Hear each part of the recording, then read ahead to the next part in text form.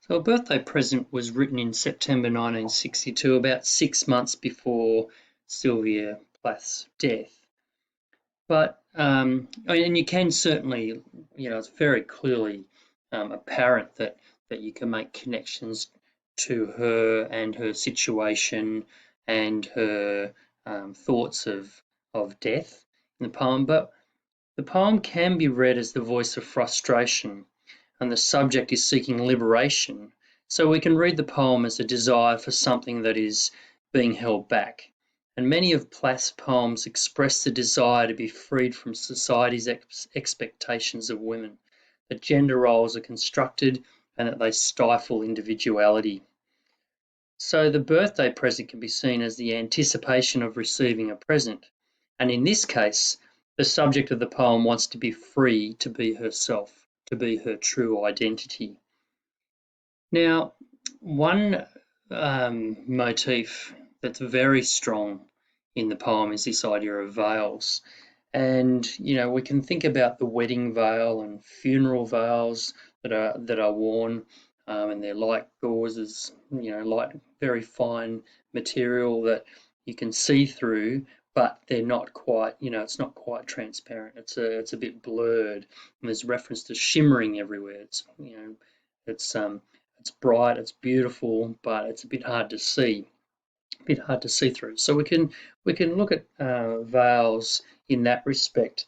But Plath is also referencing the veiled lady performances. And there's a long tradition of the female muse performing on stage and hiding behind a veil. And the character within the poem, within the painted veil reveals another side of femininity, one of danger. So there's in a lot of Plath's poems, we have this conflicting or binary sort of idea of the image of women as being absolutely beautiful, delicate, innocent, and then there is this dangerous sexual power as well. And so um, and all of this is built around society's expectations of women. It's an artificial construct that's placed on gender, and for men and women, they're meant to behave in particular ways, hold particular values, and it sort of confines them. It sort of puts them into a box. It's said also of the veiled ladies' performances that men were sexually attracted to the veiled lady, but also horrified at the same time because of that lack of not being able to control her. The allure of her is just absolutely enticing, but it's very dangerous and a huge concern because of that notion of power. So here we can explore the notion of power, and that women will eventually reveal themselves and their true power. And in the poem Lady Lazarus, she says, "I eat men like air." That's a really strong, powerful statement, isn't it? That's sort of looking at that notion and saying that basically, because of the patriarchal society that we live in, there have been these really rigid confines that women have been placed into. They've had means by which they have to behave um, and conform to, and then we have these statements, and these poems are really saying, one day I'm going to break through this facade, through this artificiality, and I'm going to be myself, and I'm going to show my true power. So, down here, she says, when I'm quiet at my cooking, I feel it looking. I really like that internal rhyme. I feel it thinking. And, here it's the measuring the flour, cutting the circles, adhering to the rules, to rules, to rules. So here we've got the gender identity defined for women, and it's presented as a form of suffering, and it's that domesticity is the real concern, and that while she is enacting that role, performing that role, um, all these thoughts are constantly bombarding her. So when I'm cooking, I feel it looking, I feel it thinking. That's her thoughts emanating. That there's a calling almost to her to break free of those shackles. We have lots of imagery of white, and I think I've highlighted most of them in blue throughout the annotation, and we've got these ideas of the wedding veil above, and, the obviously the domesticity is a result of marriage, and so there are it's reinforcing ideas of the roles of, or the identity of women is to be pure, chaste, innocent, and Plath is really stating in this poem that women are much more than this. Um, yeah, so this is an interesting. It's all showing her frustration of the situation. Down here, we see that the subject of the poem is really quite desperate. Can you not see I do not mind what it is? Can you not give it to me? Don't be mean. All these statements, she's really um, at this point saying, "I'm really desperate. I want that chance to be free and to be myself. I want that present. Can't you, release me from this and, put me out of my misery. Let me have the present so that I can be really happy." And then what happens shortly after is we do see a shift in the poem where she then starts talking um, to the subject, through apostrophe, she's talking to um, the other subject in the poem, saying, "Don't be afraid. I'll only take it, go aside quietly. I won't make a big fuss. There'll be no scream at the end." So here we can read that and saying, well, give me my freedoms and I'll be able to, I won't make a fuss of it. I'll just get on with it, and it will be no cause to you, cause of distress to you. So yeah, that's interesting, that there's a shift in tone there.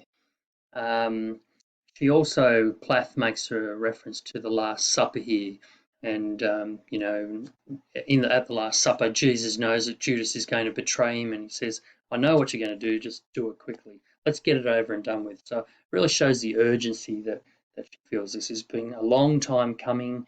Um, and in other poems, she's saying, I've been very close to being achieving freedom, and then you drag me back, and it happens again. So one day I am going to be free. Okay, so if we keep moving down, um, the next idea I want to talk about is this one in green, that if you only knew how the veils were killing my days. And so here she's saying that these thoughts, these desires are weighing her down.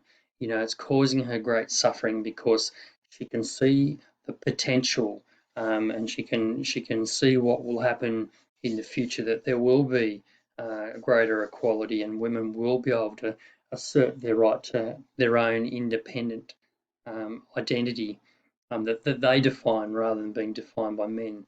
And that's where the desperation comes from. Um, and so weight is the idea that's that patriarchal society is pulling her down, but then there are, in a number of her poems, things that are bringing relief. So it's weighty and then it's light. So the clouds are like cotton. And in Fever 103, she says, "I'm a lantern."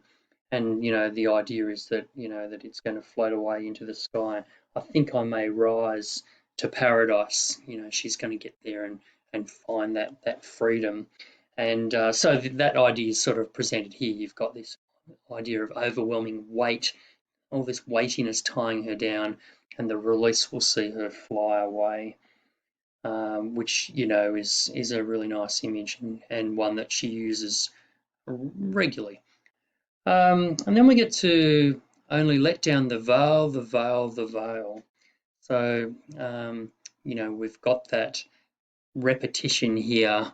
Just let the veil down, she's saying. Let it be swift. Let's get on with it.